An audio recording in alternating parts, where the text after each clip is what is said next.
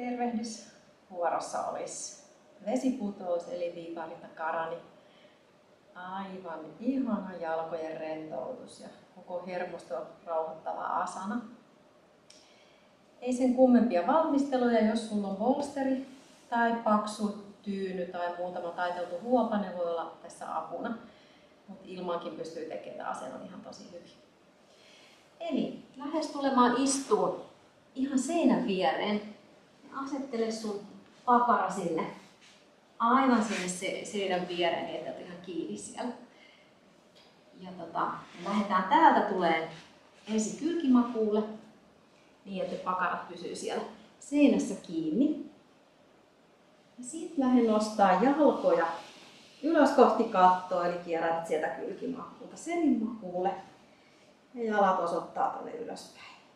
Nyt jos haluat käyttää tukia, apuvälineitä, pientä koroketta sun lantion alla, niin nostapa vähän takapuolta irti, lantio irti ja sujalta polsteri tai tyynyjä tai taiteltuja huopia sinne sun alaselän alle ristiluun kohdalle suunnilleen ja rentouta sitten lantio sinne pehmusteiden päälle. Eli näin sun lantio on selkeästi ylempänä kuin sydänalue ja pääkin on siellä sitten ehkä vielä hitusen alempana. Jalat hieman koukussa, polvet pehmeinä. Rentouttele nilkat ja jalkaterät, niitä voi vaikka muutaman kerran pyöräytellä ympäri niitä nilkkoja molempiin suuntiin. Saat sieltä jalkaterät rentoutuu. Anna painon pudota sinne sun tukien pehmusteiden päälle eli alaselän lantion levätä tukevasti siellä pehmusteiden päällä. Ja sitten paino tietenkin myös siellä hartialla, hartiaosastolla yläselässä. Ja lopuksi käännä vielä leukaa kohti rintakehää. Eli takaraimun kohta ottaa sinne mattoon kiinni. Käsivarret saa olla joko siellä polsterin tuen päällä, sä voit leputtaa ne siellä, tai avata ne kehon sivulle. Tee asentoon ikään kuin siiviksi ja lähde hengittelemään samalla rintakehää auki. Sellainen olo ikään kuin sun jalat roikkuis alaspäin, vaikka ne onkin kohti kattoa, eli mahdollisimman rentona.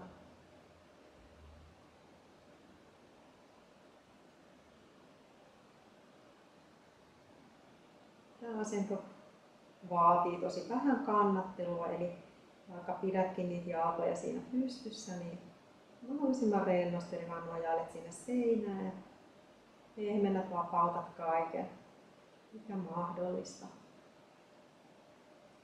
Annetaan laskimo verenkierrolle helpotusta tässä asennossa, eli voit ihan tuntea pientä kihelmöintiä jaloissa. Veri palautuu sinne takaisin kohti sydäntä ja sieltä taas kohti aivoja. Tuo meille ravitsevaa hapekasta verta sinne pääsuuntaan ja sitten samalla ehkä uusia ideoita ja ajatuksia. Ja kaikki ylösalaiset asanat voi olla myös tosi ideoita ruokkivia, ajatusta avaavia. Samalla katsotaan maailmaa vähän eri näkökulmasta. Ja tässä asanassahan voi viipyä vaikka 20 minuuttia, jos siltä tuntuu. Helpostikin 5-10 minuuttia. Loistava asento vaikka työpäivän päätteeksi, jos on ollut pitkään jalkojen päällä. Tai vaikka tekisi istumatyötäkin, niin tekee todella hyvää nostaa jalat välillä pystyyn. Jos alat tuntea sellaista pistelyä kihelmöintiä sun jaloissa, niin se on ihan normaalia. Kuuluu tähän asentoon, että siellä alkaa tuntua semmoista pientä säkenöintiä siellä jaloissa. Mutta jos ne ihan puutuu tai muuten, niin sitten pura-asento tai tuu hetkeksi pois.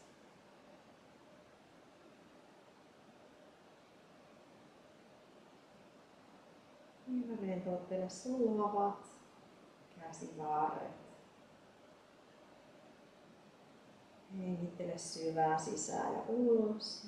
Tunne siellä vatsassa hengityksen liike.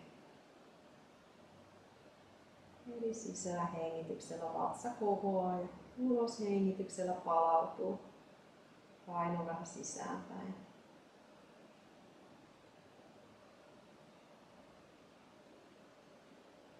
Ja vesiputous on tää asana nimeltään, koska voit mielikuvissa ajatella, että sun jalat on niin kuin syöksyvä vesiputous, joka virtaa alaspäin.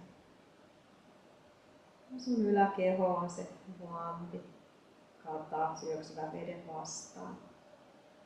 Ja levollisena tyynenä.